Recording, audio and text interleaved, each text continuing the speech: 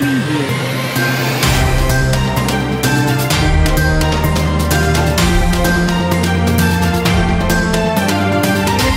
êtes sur la télé qui vous regarde, merci de nous avoir préférés. Bienvenue dans votre journal dont voici les titres. L'autorité de régulation des postes et télécommunications fait face à une forte demande de fréquences en bande FM. Vous aurez la réaction du DG de l'ARPT dans ce journal. Et puis, dans le cadre de la rénovation de l'hôpital Aristide Le Dantec, la ministre Marie-Khemesse Ngom apporte des précisions sur la polémique qui secoue ces derniers temps l'hôpital Le Dantec. Ce vendredi 19 août est célébrée la journée internationale de l'aide humanitaire. L'importance de cette journée, vous l'aurez dans ce journal. L'actualité internationale et la page sportive mettront fin à cette édition. Le développement dans un court instant. Bonsoir à toutes et à tous, merci encore une fois de nous avoir préférés. Pour commencer, en conférence de presse hier, Ousmane Sonko, le leader de PASTEF, a évoqué la question du Mali et de sa sécurité. Le leader de PASTEF, les Patriotes, a également déclaré que les militaires sénégalais auparavant envoyés au Mali l'ont été par la demande expresse de la France. Des propos qui n'ont pas plu aux responsables de l'armée sénégalaise, informe le quotidien AS. Le mouvement Frappe France dégage vol au secours des détenus du pavillon spécial de l'hôpital Aristide Le Dantec. Le mouvement se dit soucieux de la santé des détenus et interpelle à l'attention de la direction de l'administration pénitentiaire de mettre fin à cette grève répétitive de la faim dans les différentes prisons au Sénégal. Des talibés, enfants de la rue et handicapés seront formés sur des métiers du drone, nous informe Social Netlink. La convention de partenariat entre le Centre d'inclusion sociale Khidma Center et Sénégal Drone Academy a été déjà signée. 30 000 jeunes Sénégalais seront accompagnés pour accéder aux métiers liés au numérique pour une meilleure insertion dans le monde professionnel. Dans le cadre de la rénovation de l'hôpital Aristide Le Dantec, Madame la ministre de la Santé et de l'Action sociale a tenu à apporter des précisions quant à la planification des travaux et promet le respect de la déontologie médicale. Je vous propose de suivre Madame la ministre. Dans la maternité, il n'y a plus personne, la pédiatrie également. Dans certaines allées, un caterpillar peut passer sans rien détruire, car on a tout fait dans une planification. Il y a également au niveau de la radiothérapie, on ne va pas prendre n'importe qui, surtout ceux qui viennent de débuter. Nous, on a fait la faculté mythique de médecine de pharmacie. Nous sommes des Sénégalais puritains. On ne peut prendre des malades, les jeter et les laisser en peinture. Nous, ça, on le jure, on ne le fera pas. En réalité, ce qui est important, ce n'est pas là où les malades iront. L'important, c'est qu'ils vont et seront soignés. C'est ça qui est important. Et c'est ça ma mission. Et c'est la mission de ceux qui m'accompagnent également. Et quand je dis moi, je dis le ministère de la Santé. Merci bien. On ressent toujours dans ce cadre de la santé, le centre hospitalier d'El Al-Diam avait été ciblé pour recevoir quelques services du désormais hôpital Aristide Le Dantec en chantier. Le directeur du centre hospitalier d'El Al-Diam confirme avoir été saisi, mais précise que tout n'est pas rentré dans l'ordre. Je vous propose de suivre M. Daf. Effectivement, le centre hospitalier national d'El Al-Diam fait partie des hôpitaux qui ont été ciblés pour recevoir quelques services de l'hôpital Aristide Le Dantec. Parmi ces services, on peut noter la dermatologie, l'oncologie pédiatrique, une partie de la chirurgie, une partie de l'orthopédie, une partie de la parasitologie, une partie de l'immuno et également une partie de l'anapathie. Alors, tous ces services n'ont pas déménagé en même temps. Il y en a pour qui les activités ont démarré dans cet hôpital. C'est le cas de l'oncopédiatrie, de la chimiothérapie pédiatrique, mais également de la dermatologie. Il y en a pour qui les équipements sont arrivés, mais ne sont pas encore installés. Il s'agit des laboratoires, je veux dire anapath, immuno et puis parasito, et également une partie de l'ophtalmologie. L'autorité de régulation des postes et télécommunications fait face à une forte demande de bandes FM. Mais le directeur général de l'ARPT signale une forte saturation de bandes FM dans la capitale sénégalaise, Dakar, et menace de retirer certaines fréquences. Je vous propose de suivre Abdoulaye. ARTP daaw defoon na benn campagne d'audit Il n'y a pas longtemps, la RTP a introduit un outil pour savoir si les fréquences attribuées sont utilisées ou non. Toutes les fréquences non utilisées, nous les retirons. Si on vous donne, vous devez l'utiliser de manière responsable. Si vous faites le contraire, nous vous retirons la fréquence. Voilà pourquoi nous sommes là aujourd'hui. C'est également le cas pour la bande FM.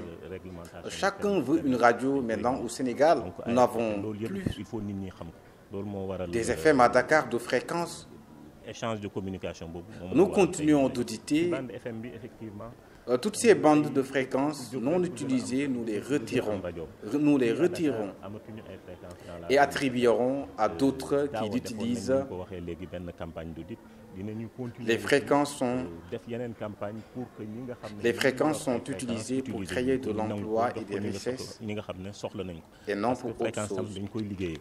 La journée internationale de l'aide à l'humanitaire est célébrée ce vendredi 19 août 2022. C'est une journée qui revêt une importance très capitale et qui permet de venir en aide les populations qui traversent une crise. Plus de détails avec Oumou Kalsoum Diallo. Ce vendredi-ci, 19 août, est célébrée la Journée mondiale de l'aide humanitaire. Dans de nombreuses régions du globe, les humanitaires travaillent parfois au péril de leur vie, souffrant dans l'anonymat le plus total. Même s'ils accomplissent un travail de fourmi, leurs interventions sont indispensables et permettent souvent à des populations frappées par des catastrophes de retrouver un minimum de dignité. L'ONU a promulgué le 19 août Journée mondiale de l'aide humanitaire en espérant sensibiliser l'opinion publique à l'assistance humanitaire et à la nécessité de soutenir ces actions partout dans le monde. Vos dons représentent beaucoup. Un don, même minime, peut représenter beaucoup. Donc, s'il est bien utilisé sur le terrain, montrez notre solidarité avec ceux qui souffrent. Ils représentent ce qu'il y a de meilleur dans la nature humaine, mais leur travail est tout de même dangereux. Monsieur Ban Ki-moon, secrétaire général de l'ONU, à l'occasion de la Journée mondiale de l'aide humanitaire de 2010, nous révèle ses propos. Sont toujours dans ce cadre de la Journée internationale de l'aide à l'humanitaire.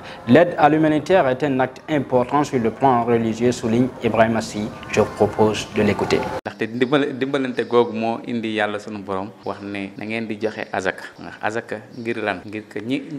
La Journée internationale de l'aide humanitaire, c'est très important.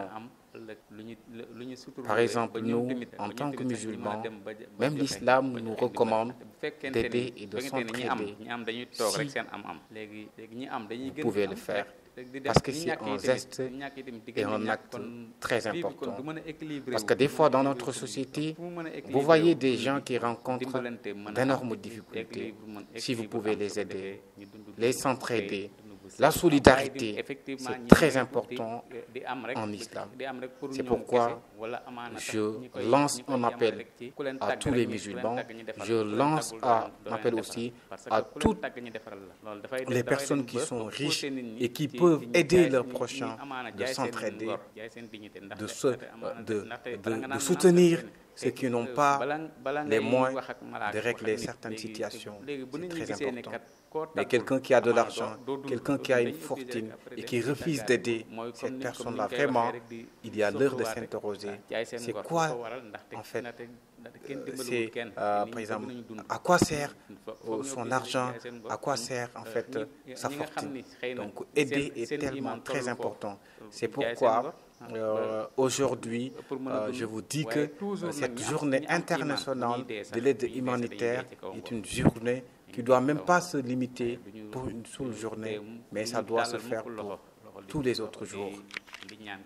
Le mouvement des enseignants républicains ont tenu un point de presse hier, jeudi, dans lequel ils ont remercié le président de la République, Macky Sall, pour la réussite de l'année scolaire et demandent à ce que leur réévaluation soit continuelle. Je vous propose de suivre Mme Maïmouna Niang Khouma. Au mouvement national des enseignants républicains, le mouvement des enseignants républicains, à mon nom, nous félicitons le président de la République qui a tout mis en œuvre pour la réussite scolaire, notamment l'augmentation de salaire des enseignants, ce qui a contribué à l'amélioration de la qualité de l'enseignement. Si nous regardons le certificat, le taux de réussite est de 73,8%. Pour le baccalauréat, il est de 51,99% et pour le BFM, 70%, ce qui est à féliciter et ça dépasse largement les résultats de l'année dernière. dernière. Le président de la République, encore une fois, est à féliciter pour les investissements qu'il a mis dans l'enseignement, mais également on félicite les soldats de la CREC qui sont les enseignants pour leur volonté et leurs engagements qui nous a permis d'obtenir ces résultats. Et on tend la main à tous, afin que ce nouveau système concernant l'enseignement puisse continuer dans les années à venir et que les résultats soient à l'attente des investissements que l'État du Sénégal a mis dans le système éducatif. Place à l'actualité internationale que nous démarrons avec le Cameroun. Seuls 10% des étudiants de l'enseignement supérieur se destinent au métier d'ingénieur et technicien. Un chiffre encore trop faible pour répondre au développement économique du pays. Alors que le continent est en pleine croissance et le besoin en ingénieurs va être de plus en plus croissant. Les Angolais sont appelés aux urnes pour les élections législatives du 24 août prochain. Parmi les enjeux du scrutin, la situation économique après 5 ans de récession. L'Angola a renoué avec la croissance en 2021, mais le miracle promis par le président João Lourenço ne s'est pas produit. L'économie de ce pays pétrolier peine à se diversifier et le chômage est au plus haut. En Allemagne, il y a une flambée des prix avec la dépendance du gaz russe. C'est pourquoi le gouvernement a décidé temporairement la TVA sur le gaz de 19% à 7% pour aider les consommateurs face à la flambée des prix déclenchée par la guerre en Ukraine, a annoncé jeudi le chancelier allemand Olaf Scholz. Le pays est dépendant du gaz russe et peine à s'adapter à la baisse de livraison et craint des pénuries cet hiver. Au Royaume-Uni, le réseau de transport public de Londres est pratiquement paralysé en raison d'un appel à la grève à l'appui de revendications portant sur les salaires et les conditions de travail. Ceci a entraîné un nouvel épisode de la série de mouvements sociaux qui agitent le pays depuis le début de l'été, alors qu'une inflation à 2 chiffres sape le pouvoir britannique, précise Bénédicte Paviotte, correspondante de France 24 à Londres. Les îles Salomon ont obtenu de la Chine un prêt de 66 millions de dollars pour financer la construction de 161 tours de télécommunications dans le pays par le géant Huawei, a annoncé le gouvernement de l'État Pacifique. Cet accord constitue le premier financement reçu de Pékin par les îles Salomon depuis la signature d'un acte de sécurité au pacte entre les deux pays en avril 2022, après les liens diplomatiques avec Taïwan. Grâce à l'actualité sportive, grâce à l'appui de l'État, la radiodiffusion télévision nationale RTS a acquis les droits exclusifs de transmission de la Coupe du Monde Qatar 2022 du 20 novembre au 18 décembre 2022 sur tout le territoire sénégalais. Ainsi, les matchs en direct seront diffusés sur le support de la RTS 1 et la RTS 2. Basket à présent, encore un test pour les Lions avant de quitter Dakar.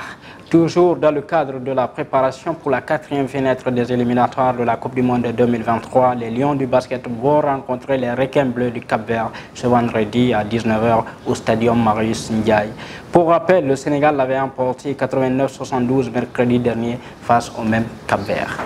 Mercato à présent, le Paris Saint-Germain refuse de résilier le contrat d'Idrissa Gana Gueye. Le Sénégalais pourrait être le prochain indésirable entre guillemets à quitter le club parisien, sauf qu'il y a un point bloquant. L'international sénégalais aimerait signer libre select office, ce qui lui garantirait accessoirement une plus belle prime à la signature, sauf que Paris entend récolter une indemnité de transfert pour la dernière année de contrat du milieu de terrain. Une folle rumeur a agité le football allemand hier. Cristiano Ronaldo veut bien s'engager en faveur du Borussia Dortmund. C'est en tout cas l'information rapportée par la Bild Zeitung. Désiré de quitter Manchester United et de jouer la Ligue des Champions, l'attaquant portugais aurait jeté son dévolu sur le Borussia. Son agent Jorge Mendes aurait même directement contacté les dirigeants du club allemand. C'est la page sportive qui met fin à cette édition d'information. Merci de l'avoir suivi. Portez-vous bien.